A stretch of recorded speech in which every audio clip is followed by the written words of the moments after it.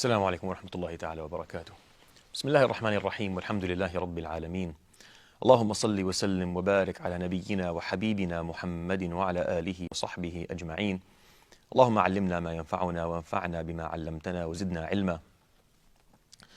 Welcome to our 7-episode series of Towards a Modern Awakening. Today is episode number 4. Today I'll be talking about efficiency and effectiveness, or effectiveness and efficiency. It doesn't really matter.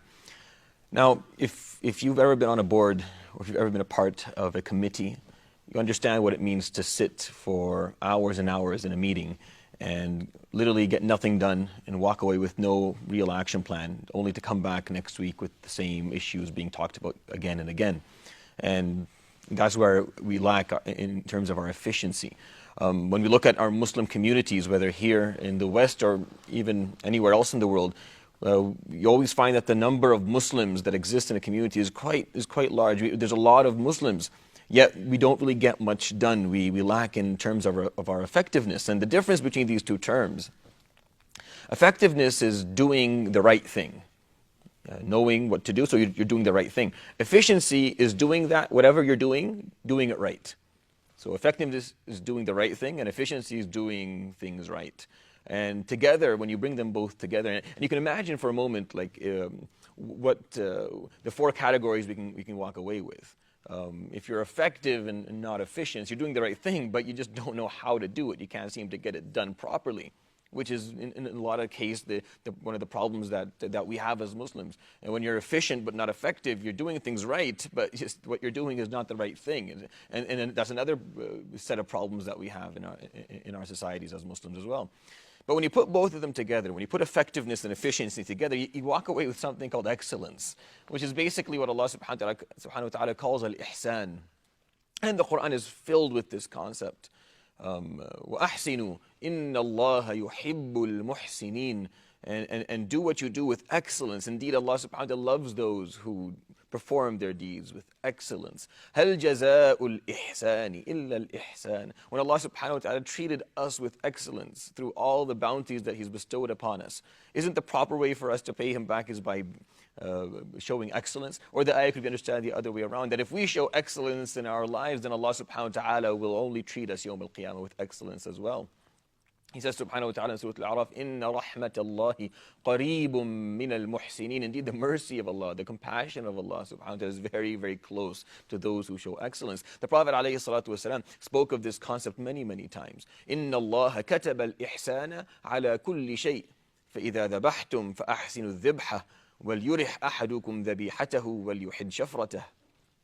Alayhi salatu wasalam said, Allah subhanahu wa ta'ala wrote and decreed excellence upon everything.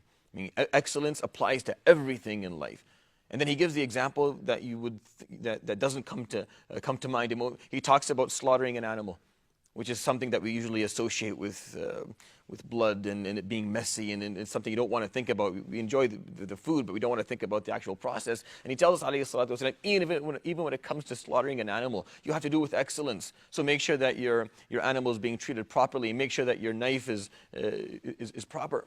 Because even when you do something like that, it's excellence that is required.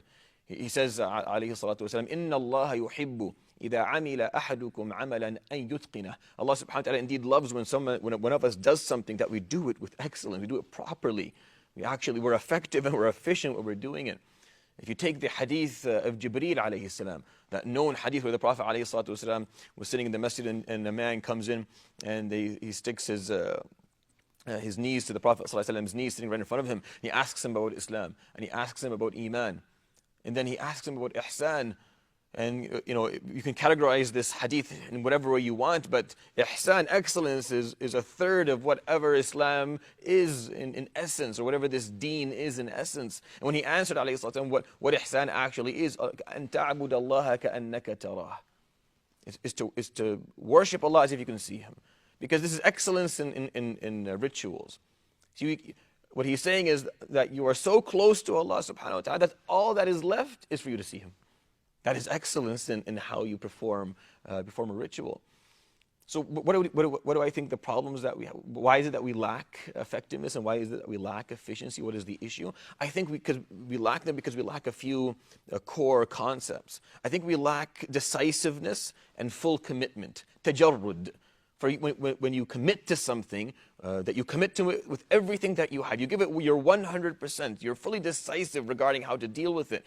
And that's what tajarrud means, not to get distracted, not to get diverted by anything. And the Quran, again, is filled with verses that tell the Prophet ﷺ exactly that. Not to get diverted, not to get distracted. أَلْهَاكُمُ التَّكَاثُرُ حَتَّى زُرْتُمُ الْمَقَابِرِ كَلَّا سَوْفَ تَعْلَمُونَ ثُمَّ كَلَّا سَوْفَ تَعْلَمُونَ. You've been distracted by wanting more, by running in this life after getting more possessions and more fame and more relationships and more whatever it is you're after. You've been distracted by this from doing what you're supposed to be doing. He says, subhanahu wa ta'ala, وَإِن جَادَلُوكَ, and if they're going to spend time arguing with you, فَقُلِ اللَّهُ أَعْلَمُ بِمَا تَعْمَلُونَ اللَّهُ يَحْكُمُ بَيْنَكُمْ. Then tell them Allah subhanahu wa ta'ala knows what we're doing and what you're doing, and who's correct, who's not correct or incorrect. So don't get distracted by them. وَاحْذَرْهُمْ أَن يَفْتِنُوكَ عَن بَعْضِ مَا أَنزَلَ اللَّهُ إِلَيْكَ. And be aware that they will try and distract you from what Allah subhanahu wa ta'ala has revealed to you. In another verse, he's talking to him about the munafiqeen refusing to listen and refusing to follow. أُولَٰئِكَ الَّذِينَ يَعْلَمُ اللَّهُ مَا فِي قُلُوبِهِمْ فَأَعْرِضْ عَنْهُمْ وَعِظْهُمْ. Allah subhanahu wa ta'ala knows what's in their hearts, so leave them alone. Shy away from them. Give them good advice, but just don't let them distract you. الَّذِينَ قَالَ لَهُمُ النَّاسِ إِنَّ النَّاسَ قَدْ جَمَعُوا لَكُمْ فَاخْشَوْهُمْ. On the day of Uhud, the Muslims were being told, the An-Nas is people, but what they mean by it is the strong people of Quraysh, An-Nas, and they're using that word to give them the illusion that there's a lot of people. قَدْ جَمَعُوا لَكُمْ, they have gathered all their armies and all their allies. فَاخْشَوْهُمْ, so you should be afraid of them. So the response of the Sahaba, فَزَادَهُمْ إِيمَانًا وَقَالُوا حَسْبُنَا اللَّهُ وَنِعْمَ الْوَكِيلُ. They weren't distracted by the numbers. They weren't distracted by the power of their enemy, because they were focused. They were fully focused. There's full tajarrud. When they know what they're doing, they know why they're doing it, and they're doing it properly. And they're not distracted, and they're fully committed to doing it.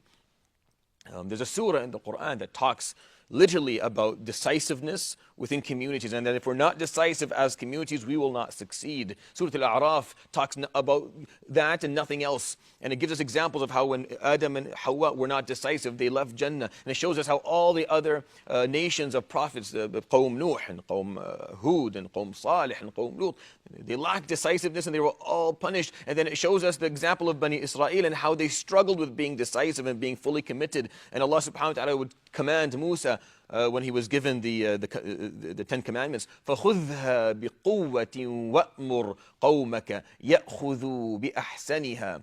Take what I give you بِقُوَّة, with strength, meaning with full commitment, with decisiveness, with tajarrud. وَأْمُرْ قَوْمَكَ يَأْخُذُوا بِأَحْسَنِهَا. And command your people to take the best of it. See, ahsaniha is from ihsan, again from excellence, to take the best they can from what they learn and do it to the best of their abilities. I want to give an example of the Prophet ﷺ's effectiveness and efficiency, and there's so many of them that just for the sake of time, I'll just give one. When they dug the trench during the Battle of the Trench, during Ma'arak al-Khandaq, I want you to imagine 5 kilometers, 5,000 meters long, 4 meters wide, and 3 meters deep. That is 60,000 cubic meters that the Sahaba were going to dig. They had 14 days to do it. The Prophet ﷺ had 1,500 people. He divided them into 60 groups. Each group had 25. Each 25 had a leader. So 60 groups, 60,000 cubic meters. Each group was going to dig 1,000 cubic meters. They had 14 days. They had leaders. Those leaders had, there was Sa'd ibn Mu'adh, who was responsible for the day-to-day issues. Abu Bakr and Umar were responsible for 2 halves of making sure things were going well. The Prophet ﷺ stood on the mountain, and they were so effective and so efficient that in 10 days they were able to fully achieve this. Imagine if they didn't fully achieve it. Imagine if they only dug, 4,900 meters, and the last 100 meters they didn't dig it. It would have been completely useless. The army would have just entered from that. It would never work. They had to dig this trench fully and complete. They had to actually get this done. They had to be effective and efficient in order for this to work, and they were. Even though they lacked resources more than any time within their lives, they had never been so hungry and so poor than the time when they were digging the trench. So what do I think our issues are today with our work ethic? I think we struggle with our work ethic. And when you take the phrase, the word ethic is right in it. So I think it's an ethical problem. Previous generations, the generation of our fathers and our grandfathers, they had stronger work ethics, and you know that about them. They would get up every day at a certain time, and they would go to their jobs. They're very focused, and maybe sometimes they overdid it, and we don't necessarily agree. But I think our generation actually struggles with our work ethic. And it is an ethical problem, because if you want your rizq to be halal, if you want what it is that you bring into your house in terms of food and drink to be halal, then not doing your job properly, doing it effectively and efficiently is extremely important. Al-wafa' bil-ahd, making sure that when we sign an agreement that I will do this job with you, that we're actually going to stick to the agreement that we signed. It's an issue of ethics, of making sure that we are willing to do our job properly. And when you look examples of that, the Prophet ﷺ's work ethic during, for example, his time that he worked with Khadija before he was a prophet even. When Khadija tried him out, radiallahu anha, she sent Maysara with him, one of her servants, to watch the Prophet ﷺ. And when Maysara came back, she asked him, "What did you find?" So he told her that, "I've never seen anyone work as hard as this man. He wakes up every day before sunrise, and he works until sunset every single day. He never lies. He never, even though he's a businessman, he seldom lies about anything. Alayhi salatu wasalam, he always."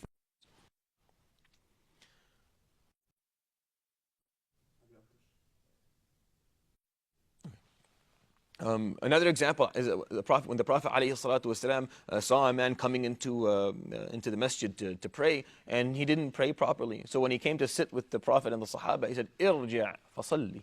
فَإِنَّكَ لَمْ تُصَلِّ." Go back and pray again. What you just did doesn't count as a prayer. You have to do it. Just doing something, whether it's done properly or not. No. When you do it, man went and he kept on sending him back, alayhi salatu wasalam, until the person said, "Ya Rasul, this is all I know. I don't know how to do it any better than this." What does that have to do with our problems as an ummah today? Well, I think it's very central, because our relationship with Allah subhanahu wa ta'ala is based on an agreement. إِنَّ اللَّهَ اشْتَرَى مِنَ الْمُؤْمِنِينَ أَنفُسَهُمْ وَأَمْوَالَهُم بِأَنَّ لَهُمُ الْجَنَّةِ. Indeed, Allah subhanahu wa ta'ala has bought from you your life and your wealth and your possessions. And for that you will get Jannah. There's an agreement here. There's an agreement that requires us to work and to do our jobs properly. Another issue that I think we struggle with a little bit is getting the right people in right positions. The right people in the right positions.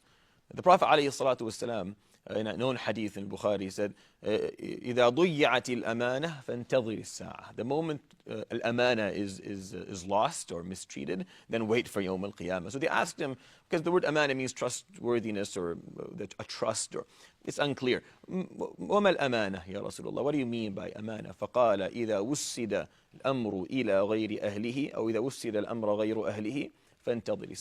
It's when you put when you give the wrong person authority, or you put the wrong person in a place of authority or a place of leadership, or in the wrong position that they shouldn't be in.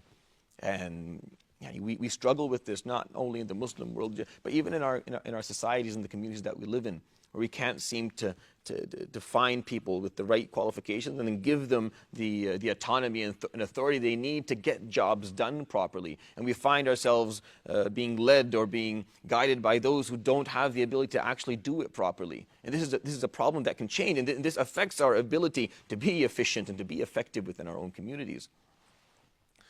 Another issue I think that is extremely important is al-amal al-jama'i, is group work, is working in congregations or teamwork.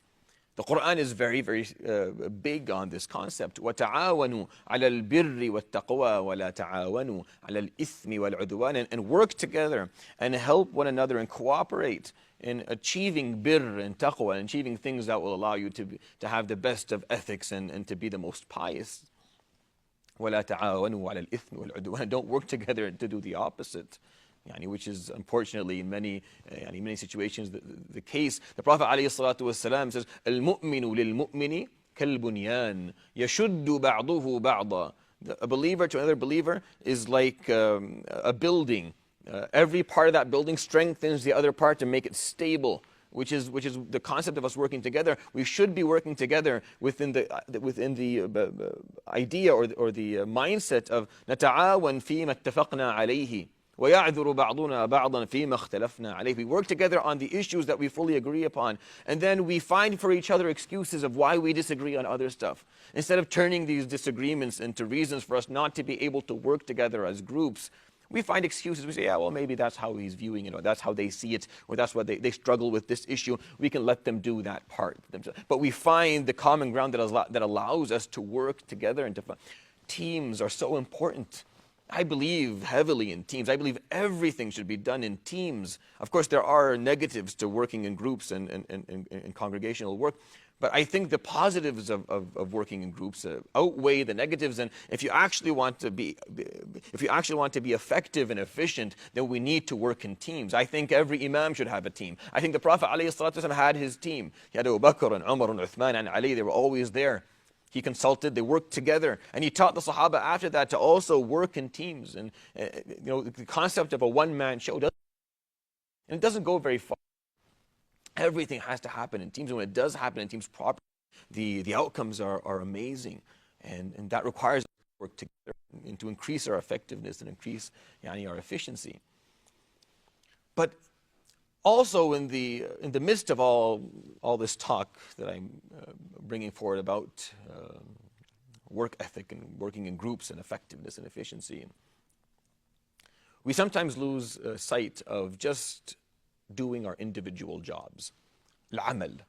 Just do your role or do your job to the best of your ability. And the concept of al-amal, of وَقُلْ اعْمَلُوا فَسَيَرَى اللَّهُ عَمَلَكُمْ وَرَسُولُهُ وَالْمُؤْمِنُونَ. And he says, work and do. And Allah subhanahu wa ta'ala and the Prophet and the believers will see. They will see what you are doing. They'll see the fruit of your actions and your deeds.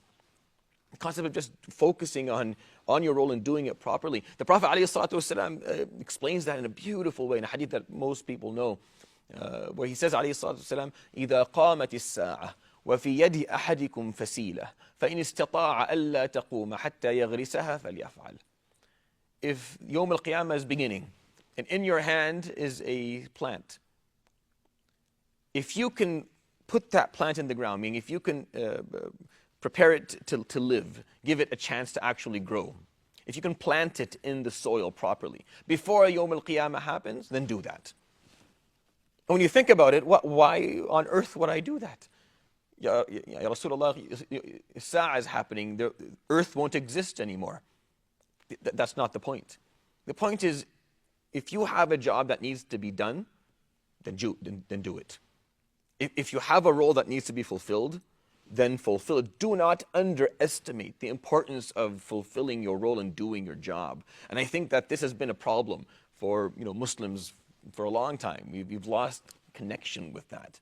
Just focusing on doing our roles. Again, tajarrud, decisiveness and commitment is just focusing and doing what you need. See, Islam won't give you its all if you don't give it your all. If you want Islam to actually, reap the fruits of Islam and benefit from Islam, you have to give Islam your all, everything you got. Your 110%, everything. And that's what amal and tajarrud actually mean here. And making sure that we're effective and efficient, make sure that we are doing the right things and that we're doing them properly is the way to actually achieve that. I mean, we always joke whenever there's a meeting, people show up late and we say it's MST. It's Muslim Standard Time. That's very untrue. It's very untrue. The Prophet ﷺ was extremely punctual. He was extremely punctual ﷺ for everything. He was always early. But maybe we have lost that connection to the Prophet ﷺ tells the Sahaba in a known hadith, على كل مسلم صدقة. Every Muslim has to work, and then the charity or benefit from that work should reach others as well. So they said, Ya Rasulullah, well, some of us, we can't do that. What if we can't do that, Ya Rasulullah? Then what? فقال يعمل بيده فينفع نفسه فتكون له صدقة. Work with your hands, meaning work hard and benefit yourself and your family, and that's your sadaqah. So one of them said, Ya Rasulullah, what if I can't even do that? قال تعين ذا الحاجة الملهوف. Help someone who's in desperate need, who's in less need than you. Support them. That's a sadaqah for you. So فإن لم يستطع. What if I can't even do that? قال تأمر بالمعروف وتمسك عن الشر لك الصدقة. Encourage good deeds and don't harm others, and that's a sadaqah for you. You need to do something. We have to make sure that we perform our jobs to the best of our abilities. You see, when we lack effectiveness and efficiency, we also lack the ability to make a difference. Making a difference in the world and making a difference in our communities is something that can only be achieved through being effective and efficient. And there's so many examples in the seerah for that. I'm just going to bring up two quickly. Abu Bakr radiallahu anhu, in a known example, he once was telling one of his army leaders that I expect this battle that is coming to be very swift and very quick. And he told him, well, why is that? He said, well, you have in your army al-qaqa', one of the known Sahaba, and he said, صوت القعقاع في الجيش بألف رجل. His voice amongst the soldiers and in the army itself is more worthy than 1,000 people, 1,000 men.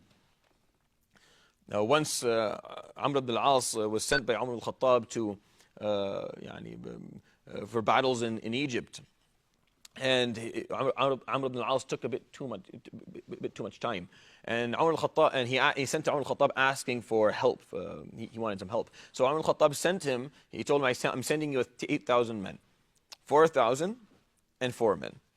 But those 4 men, each one of them is equal to 1,000 men. So when you're asked how many people did Umar al-Khattab send you, you will say 8,000 men. So of course Amr ibn al-As wouldn't dare cross Umar al-Khattab, but he sent 4 men. He sent Zubayr ibn al-Awwam and al-Miqdad ibn al-Aswad and Ubadah ibn al-Samit and Maslama ibn Makhlad. And these 4 men, he said, each one is equal to 1,000 men. Just the ability to make a difference. How is it that you make a difference when you're effective and you're efficient? And when we're not effective and we're not efficient, nothing works and nothing gets done. And whatever does get done is not even the right thing in the first place. And when you think about it, isn't that this downward spiral that we've been living in as Muslims for so long now, that we can't seem to figure out what needs to be done? And then if we do figure out what needs to be done, that we can't seem to figure out how to do it properly. And we do have enough skills and enough expertise within our communities to actually get both done, if we can just work together and focus on these 2 extremely important elements. Okay. The action plan. I think that within the time that we have now, where we can't really do much and we have an excessive amount of time to reflect and think, I think what we should be doing individually is figuring out within this huge mosaic of an existence where our piece fits, what exactly we can do, what we can offer, what is the right thing for us to do. And then if you can figure that out, okay, how am I going to do it right? And that requires a certain amount of planning. Planning is a very underestimated activity.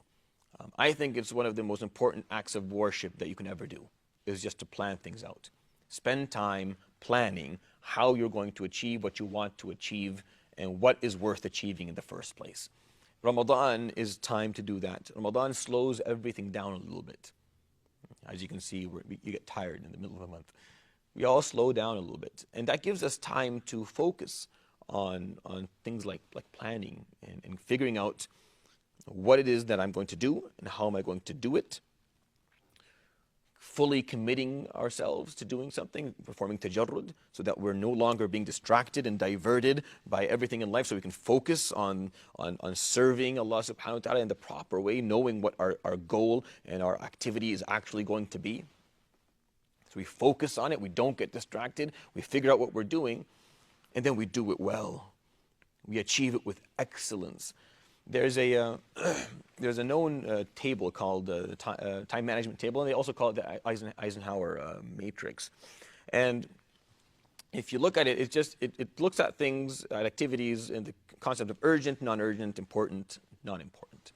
And what I want you to do is I want you to fill this out. I used to fill this out once every 2-3 months when I was younger. I fill it out maybe once a year now, sometimes maybe less than a year. Every 8 to 9 months, I fill it out and I sit down and just look at it because it's extremely helpful in allowing us to revisit and kind of just redirect ourselves and what we're doing in our lives. Obviously, urgent and important are crises, things that need to happen right now, and they'll change our lives if we don't do them. The box that I really want you to focus on is that one on the upper left side, or probably the upper right side from where you're looking at it. Those things that are important and not urgent. This is a critical box in our lives. In that box exists our relationships, the relationship that we have with Allah subhanahu wa ta'ala, the relationships we have with our family members. Within that box, we put in all our long-term goals. I want to learn more about Islam. I want to do something for the sake of Allah subhanahu wa ta'ala that can last. I want to have an action. I want to have a deed that I can come Yawm al-Qiyamah and say, Ya Rabb, I made many mistakes, but I did this. I achieved this one thing for you, Ya Rabb. And hopefully with that one action, and that one strong and effective deed, that Allah subhanahu wa ta'ala will forgive us. In that box, we put all these, the issues that allow us to be better people. I want to get in shape. I want to learn a new skill. And they rarely get done. They rarely get done. And time is of essence, and time there isn't much time in life. There just isn't.